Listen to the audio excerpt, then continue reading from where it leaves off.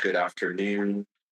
Thank you for those of us joining us live, and thank you very much for folks watching at a later date and recorded at home, including our startups, our existing FTZ users, our friends and stakeholders in international trade, imports, exports, and foreign direct investment in the state of Maine.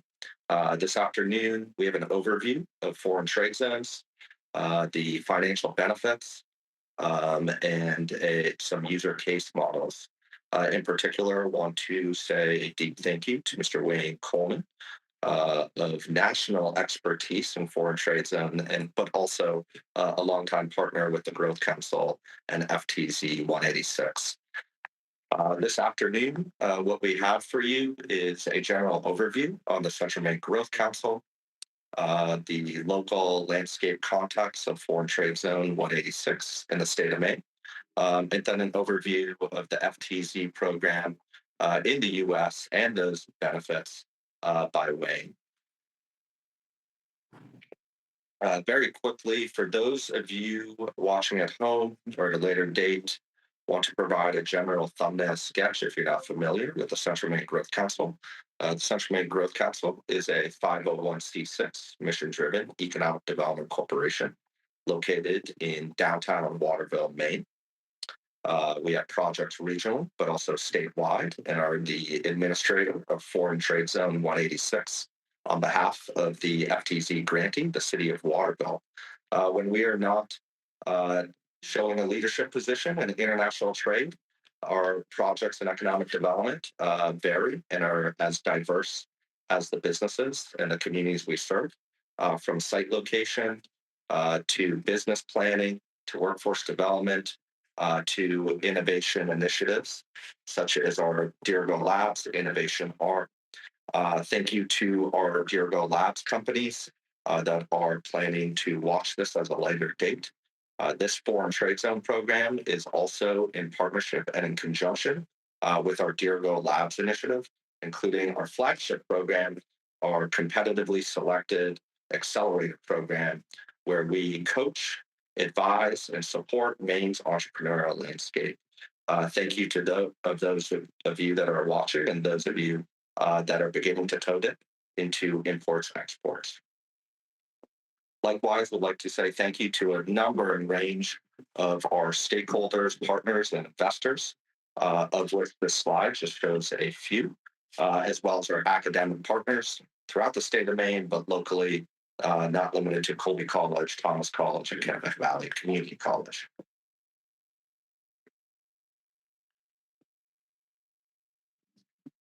Next slide, please.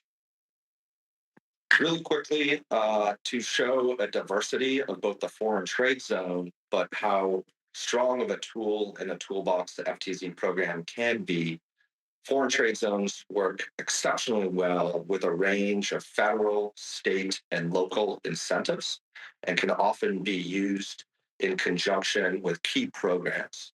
So, for example, for an importer-exporter type business, it is not uncommon, or you could also be availed with a economic incentive program, whether that's tax-driven financing, or utilizing a state tax program, such as Dirigo business incentives, or maybe if you're an early stage startup looking to scale and commercialize, you can be availed of non-dilutive funding opportunities, such as the Maine Technology Institute grant program.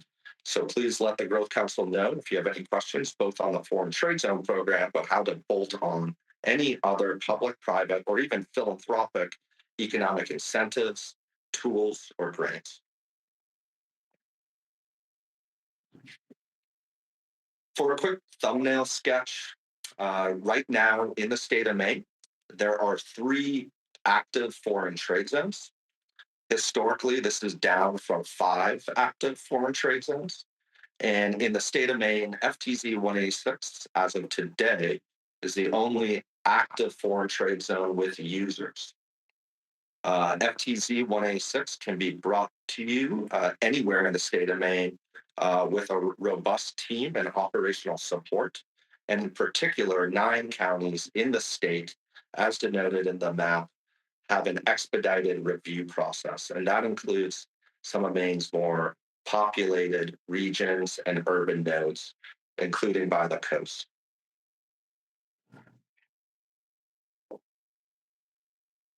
In terms of the Foreign Trade Zone program, nationally, the program continues to grow in Maine, albeit nascent. Our FTZ programs in the state of Maine also continue to grow.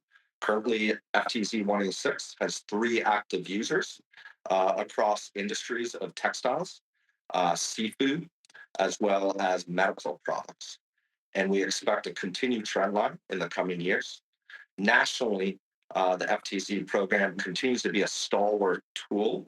And as of most recent reporting and publicly available data and U.S. reports to Congress, we see over 1,000 active FTZs, over 900 billion in imports, and sustaining over half a million jobs nationally annually. A really quick shout out for those of you that we'll be able to chat with either today or tomorrow. The Foreign Trade Zone 186 team has been working together closely for quite some time, and this can be a real success factor for you and your business. This brings expedited review, this brings capacity to your team. This also brings a full service technical assistance suite and jog as you potentially review, approach, design, and hopefully submit an FTZ application. In particular, FTZ 186 has a support team of colleagues at the Central Maine Growth Council. I'd like to again say thank you to Wayne Coleman, who you'll hear from shortly. But beyond that, our state and federal teams are also exceptional to work with. Our CBP officers in the state of Maine are well versed in the program. Here is interfacing with authorization to security review. In the state of Maine, Maine Department of Economic and Community Development also helps bring capacity on technical assistance, education, and foreign trade zones are regulated and cited in Maine state statute with involvement by MDCD. On the federal side of things, our federal friends at the U.S. Department of Commerce have an exceptional staff at the FTZ board with a group of economists and teammates that are ready to review applications. I would also like to say hello and thank you to those friends in commerce at CBP, at MDCD, and throughout the state of Maine. So really quickly, without further ado, introducing our friend and colleague, Mr. Wayne Coleman from C3 Associates. Wayne has an exceptional decades-long career across foreign trade zones nationally as a user, as an operator, as an advisor, as a technical assistance provider. Wayne is also a part of the National Association of Foreign Trade Zones and has been key to a majority of the FTZ deals in the state of Maine, certainly the last decade. So with that, we'd like to say thank you, Wayne, and look forward to hearing an overview on the foreign trade zone benefits and program today, particularly in this moment in time where tariffs are almost kitchen counter talk or maybe even fodder. Yes, they are. Can y'all hear me okay? Yes, here you go. Okay, great. Good morning, and thank you, Garvin, for that great overview and for the complimentary words. I appreciate it. I've worked with you for a long time, and it has been a pleasure. One of the more knowledgeable grantees in the country for sure. So today we're going to talk about the U.S. Foreign Trade Zone Program. It's been around since 1934. So if my math is correct, that's, what is that, 92 years? Or do I have it backwards? Um, a long time, close to 100 years. It was conceived during a time of economic upheaval that's somewhat similar to what we're seeing today, which is high tariffs, high cost of importing raw materials to use in manufacturing. Um, Although it seems like the phenomenon that the world is flat and that we import and export a lot of goods around the world, it's been that way for the majority of the 20th century, and it started that way at the end of the 19th century. So Importing and exporting raw materials and goods is not new, and the Foreign Trade Zone aims to take some of the sting out of the tariffs and level the global playing field. Back in the 1930s, during the Depression, there were high tariffs imposed, thinking that was going to help the situation, which that's debatable. Um, so basically, a few companies who were importing raw materials petitioned Congress to come up with a way to help mitigate these tariffs that they were paying, which was making the costs of domestically produced goods higher than the cost of imported goods from other countries. And hence the Foreign Trade Zone program was born. It's basically considered an area outside the commerce of the United States for customs purposes only. And it allows you to do on a high level duty deferral, duty reduction, and duty elimination. And in doing so, it levels the playing fields because many times goods are allowed to be imported into this country with no duty, but the raw materials and what needs to be part of your manufacturing process that you import has a duty on it.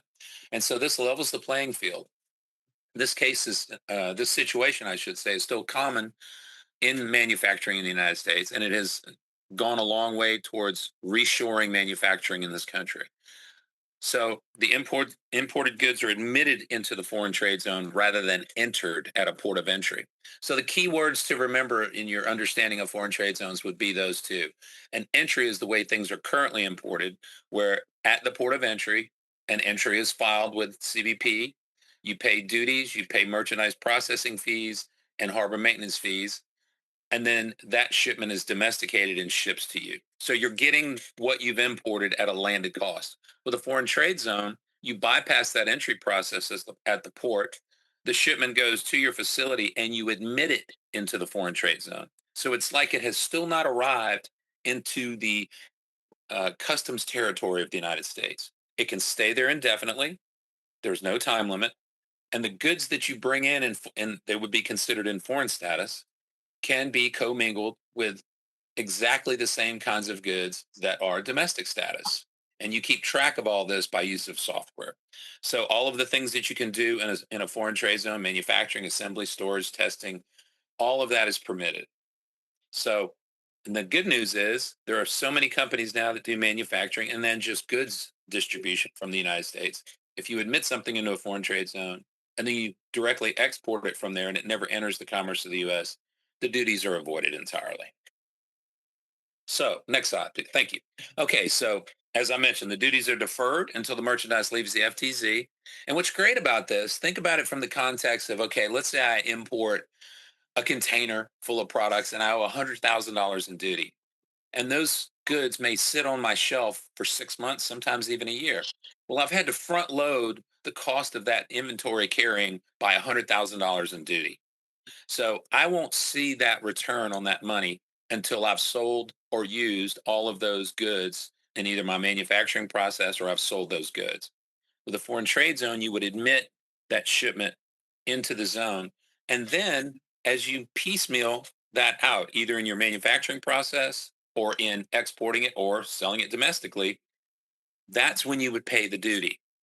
And so it is a great relief on the strain of the cost of capital if you have a line of credit to pay, which many, probably more than most, do to pay duties.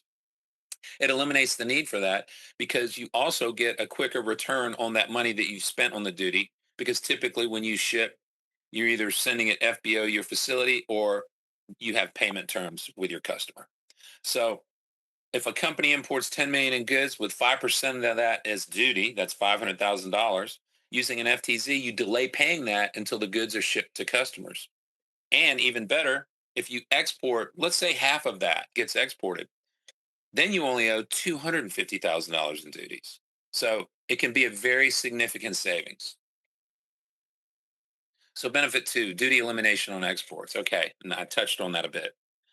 Everything that I bring into the zone or manufacture in the zone, if I ship it from the zone out of the United States, it never enters. Remember, entry is the duty triggering event. So without a foreign trade zone, the duty triggering event happens at the port of entry. In a foreign trade zone, the shipment arrives and is put away in the foreign trade zone when it is admitted into the zone, that is not a duty triggering event. And then if you export, no duty triggering event ever happens. The only time it happens is if you sell those things domestically. So it's a great advantageous program for those companies that export. And it doesn't have to be exporting half of it. It could be as little as 5 to 10%, depending on the amount of duties you pay. And in this environment, people are paying a lot of duties. Next slide, please. Okay, inverted tariff relief. So if a finished product has a lower duty rate than its components, you can pay the duty at the lowest finished product rate. So in other words, let me give you probably an example we can all relate to. It's automobiles. So one of the largest, if not the largest manufacturer that is located in a foreign trade zone is BMW, and they're located in Greenville, South Carolina. All of their suppliers are foreign trade zone sites. The cost to import an automobile into the United States is 2.5%. And even with the Trump tariffs, there are exemptions for automobiles, which a lot of the automotive companies have taken advantage of. So that tariff rate is still low. If you were to import all of the components to manufacture a car, you would have to pay the duty on whatever those components were. The textiles involved, like the headliners and the leather seats, the electronics, like the stereo system and all the control units for the automobile, engine parts, tires, all of that. You would have to pay the different duty rates, which would be a substantial amount of money and a higher landed cost of those materials. The way BMW handles it is their suppliers are all FTZs. They ship all of the inputs to the automobile to the assembly line, and they only make one or two models of their BMW. I think it's the 3 Series and the X Series they make there. Half of those cars get sold in the United States. The other half go to the rest of the world. So by bringing those components in, materially transforming them into an automobile from all of those finished parts, you end up paying the lower duty as the car rolls off the assembly line and gets entered into the United States. And then the other benefit is you bring all of those inputs into the zone, you manufacture an automobile, and then you ship it to Savannah and Charleston where it goes out on a big car carrier and it never entered the United States. So that duty is avoided. So you can see how the benefits tend to stack. So you don't have to just pick one. You can use all the benefits of the foreign trade zone. Next slide, please. Okay, weekly entry. This is the one that people don't realize initially. When we talk about duty deferral and duty reduction and elimination, that seems very intuitive. Another way that you can save, and that some companies save substantially more money than they do actually on duty savings, is the weekly entry savings. So every single entry that comes into the United States has something called a merchandise processing fee. This is a fee that's charged by CBP on every entry, with few exceptions. Some countries have negotiated in their trade agreements not to pay MPFs, but the vast majority of entries pay merchandise processing fees. In the foreign trade zone, you can do something called weekly entry. You can't do it in any other program, import trade program in the United States. And the reason you can do it in a foreign trade zone is because the goods that are in a foreign trade zone have not yet themselves been entered into the commerce of the United States. So what you're allowed to do is do 52 consolidated entries per week instead of an entry for everything that leaves the zone. And what that allows you to do is, instead of paying a merchandise processing fee, which it seems like it's a small amount because it's 0.3464% times the value of the bill of lading of the shipment, maxing out at $651.50. So you only pay one MPF per week times 52, which is roughly $34,000. Versus if you're just a non FTZ operator and let's say you import 10 containers a week, and each container you pay $300 for a merchandise processing fee. That's 3,000 a week times 4. That's 12,000 a month times 12. That's $144,000 in MPFs. If you were to do that in a foreign trade zone, subtract 34,000 from 144,000, and that's your savings. So The savings can be very significant. In fact, probably 75% of the time, the merchandise processing fee savings justify not only the cost of the foreign trade zone within 6 months of that investment, it also tends to be greater than the duty savings. Now, the Trump tariffs have definitely affected that ratio. And yes, now duties are higher, but the merchandise processing fee savings are significant. They simplify operations and help you streamline your logistics operations. Next, please. Okay, another one, scrap waste and inventory control. So, unless you run an absolutely perfect operation in manufacturing, it's hard to not have scrap and waste. And in manufacturing, you have inputs that, for instance, metals, you have to machine them. So you reduce them in size. You've typically imported those goods at a certain weight and you pay duty on what you imported. And then you trim it down or you cut it or you use it in manufacturing. So you have scrap and waste. Typically, you would pay the duty on that. It's front loaded and all your materials or finished product are at a landed cost. In a foreign trade zone, you are allowed to only pay duty on what leaves the zone. So the scrap and waste from the manufacturing process can be disposed of without having to pay whatever duty percentage is on that amount of scrap and waste. This can be a significant savings as well. It also is a good thing when you are doing just warehousing and distribution. You might get a shipment of 100 items and maybe 10 of them are bad. Well, you don't want to pay item or duty on those 10 items that are bad. So you are allowed to scrap those, destroy those, and not pay duty on them. So both of those ways offer substantial savings for companies that operate in FTZs. So they improve supply chain flexibility. They enhance global competitiveness because it allows American manufacturers to not get underbid because they have to pay duties on inputs, whereas foreign made goods can enter the country without duty. And that happens a lot. There are potential state and local tax incentives. That's sort of limited to Arizona, Texas, and Kentucky, but there may be in other areas. Better inventory tracking and compliance systems because a foreign trade zone makes you keep tighter track of your inventory because remember, you're bringing this into a foreign trade zone. You've admitted it into an area that's outside the commerce of the United States. So it's your responsibility to know what you have on hand at all times. And that's what the software is for. And what's great about that is most people only do inventory maybe quarterly, every 6 months, or a big year end inventory. By having a foreign trade zone and needing to keep track of what's in the zone, because if it leaves, you got to pay duty. And if you have more than you thought you have to admit it back into the zone. You know what you have at all times. And it's also attractive for distribution hubs and manufacturing sites just because of the ease of operations with a weekly entry. Next, please. So it's a good question. Is an FTZ right for your company? So what's important to remember is that we can work with you and individually sit down and help you do a cost benefit analysis at no charge, analyze your imports over the last year, overlay the foreign trade zone program, and see. You might import one container a month and you're paying a huge amount of duty, or you might import 10 containers a week. Regardless of the volume, it's important to remember if you're paying high duties and you're paying high merchandise processing fees, is there a way to mitigate those tariffs?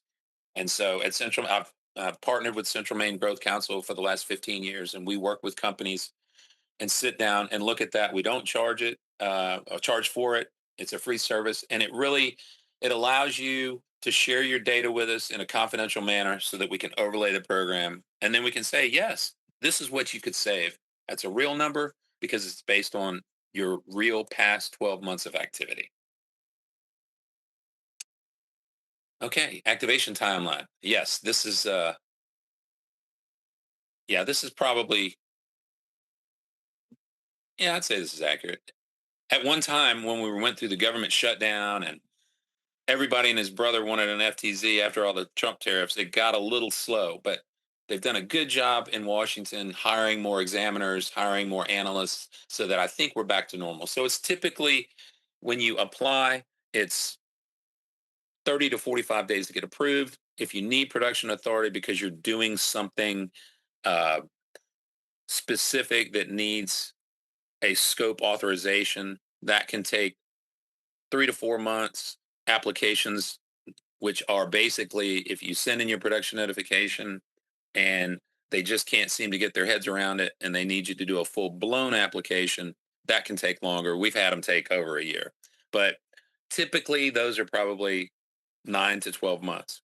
And then the zone application, you apply to CBP for activation because although the U.S. Foreign Trade Zones Board gives you the grant of authority to do it, the program is administered by CBP. So typically, a foreign trade zone can be stood up in 6 to 8 months from cost benefit analysis to go live activation. It rarely takes less time than 6 months. 6 to 8 months is average for maybe 75% of the time. And then sometimes it might take 9, 10, 11 months after that. But typically 6 to 8 months is a good gauge. Wayne, thank you so much for keeping that clear and concise, especially hitting those three main benefits as well. Always so appreciated, and typically pick up a new nugget every time we get to chat foreign trade centers. For folks that are watching at home at a later date, maybe if it's all right, just a few general questions that are both timely but important relative to evaluating if is whether a foreign trade zone is right for you today or tomorrow. But Wayne, I'm sure we share, and I know we get this question a lot. But can you touch on, you know, say Mr. or Mrs. CEO is seeing that this might be a right program, but do I have to move my facility to take advantage of this benefit? Do I have to uproot my logistics and move to another geography in order to be availed of the foreign trade zone benefits? Yeah, that's a common misconception. And no, you don't. The grant of authority for you to be a foreign trade zone goes with your company. And so if your company moves, your activated site would have to move, meaning just the activation to your new facility, then we activate that facility. You do not have to move to any specific region of the country to do that. Um, Currently, FTZ 186 covers 8 counties, um, which is pretty much all of down East Maine and the majority of where businesses are. You don't have to be in that service area. You can apply outside of that service area in Maine as well. So in other words, basically the whole state has access to the program. Being in the service area expedites the approval on the beginning end of the process. Uh, it might add 3 or 4 months if you have to go the traditional old way that's outside the service area, but you do not have to move. Uh, the foreign trade zone program is an overlay of what you do. So you don't need to really change anything that you do. You do need to overlay the program and implement zone procedures so that you can account for the merchandise, so you can do the admissions and the things that you need to do. The only operations that really get reversed are instead of doing an entry at the time of receipt, you're doing an admission. So it's just an order of operations change in that manner. But no, you do not have to move to a foreign trade zone. It comes to you. Great, thank you. Another big question that the Growth Council has been receiving, has always received, but I think particularly unique in this moment in time, is business teams and our startups evaluating. Well, should we do a bonded warehouse or a custom bonded warehouse versus a foreign trade zone? Obviously, there are benefits to both. Both are key tools. Can you touch on the difference of an FTZ and a bonded warehouse?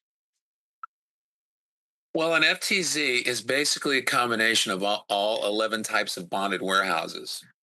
In a bonded warehouse, there's a time limit on when goods have to leave the foreign or the bonded warehouse, and it's typically somewhere from 2 to 5 years, depending on the type of bonded warehouse. You also need to segregate merchandise in a bonded warehouse, typically in a cage, fenced cage, or in painted line areas, and everything has to be marked as bonded in the bonded warehouse. Every movement into and out of the bonded warehouse of merchandise has to be approved by CBP. So the way that the foreign trade zone incorporates all of that is that it basically, think of it, bonded warehouses are good for situations that need a short-term solution. Foreign trade zones are basically a long-term solution because it removes the requirement of things expiring in terms of their time limit in the bonded warehouse. They can stay indefinitely. You can do uh, admissions into the zone, manufacturing in the zone, warehousing and distribution in the zone, and then shipping out of the zone, all independent of having to get approval of CBP every time something leaves. You can do a consolidated entry instead of individual entries from either a bonded warehouse into the commerce of the US or from a foreign trade zone. So it basically simplifies those operations, streamlines the operations. Because bonded warehouses, yes, they're good solutions for one-offs. We've got to manufacture this one item, or we need to store this one particular item and its parts and assemblies. Maybe because we need FDA inspection, or maybe because we just need to hold on to it and wait until the customer's ready for it. That's good. And bonded warehouses have their place. Foreign trade zones just put all of the benefits together, streamline the operations, and make it a long term alternative to bonded warehouses. Yeah, and just maybe as a sub point, and thank you for that overview. So, a rhetorical question that we hear a lot, and I know you do as well, is often manufacturers or importers really need to know that they can use local parts alongside imported parts without subjecting them maybe to their domestic goods to unnecessary or complex logistics. So, to that end, you know, if I'm the manufacturer or the importer, can I mix my domestic materials under the same roof with my imported materials inside a foreign trade zone?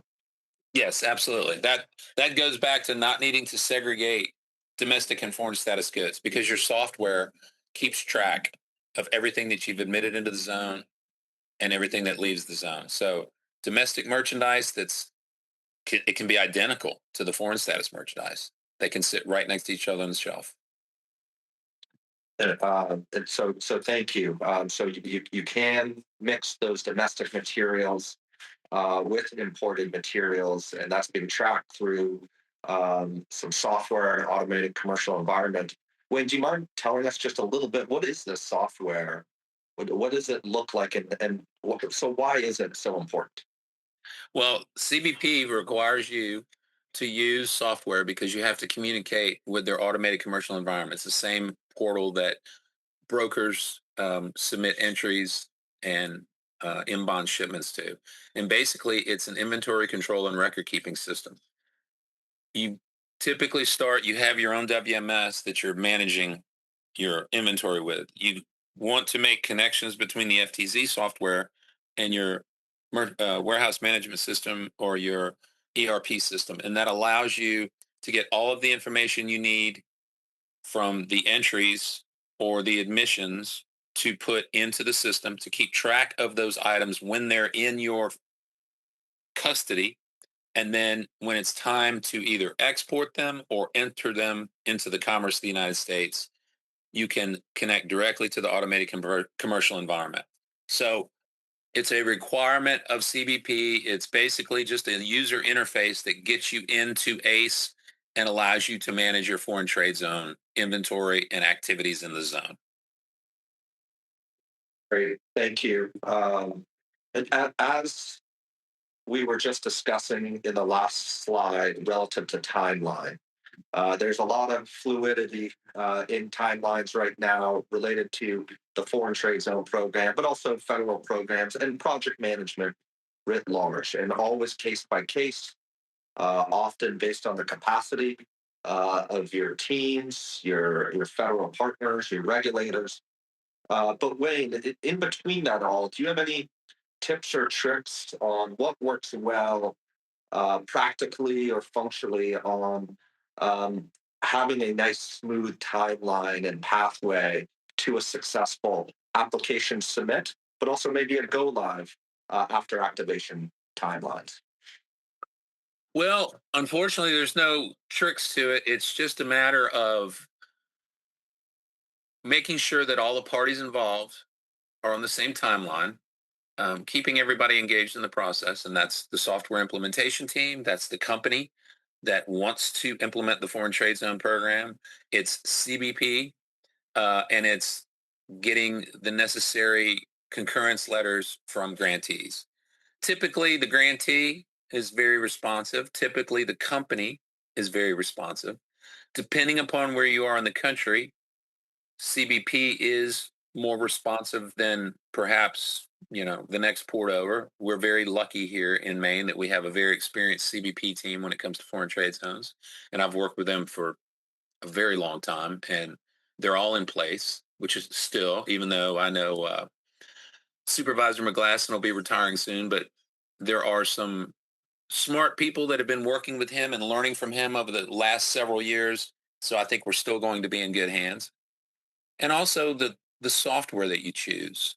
Um, I think that's probably the biggest deterrent to a timely activation process, because if you, it's like anything in life, I guess. You kind of get what you pay for. Um, some software is good, a few are better.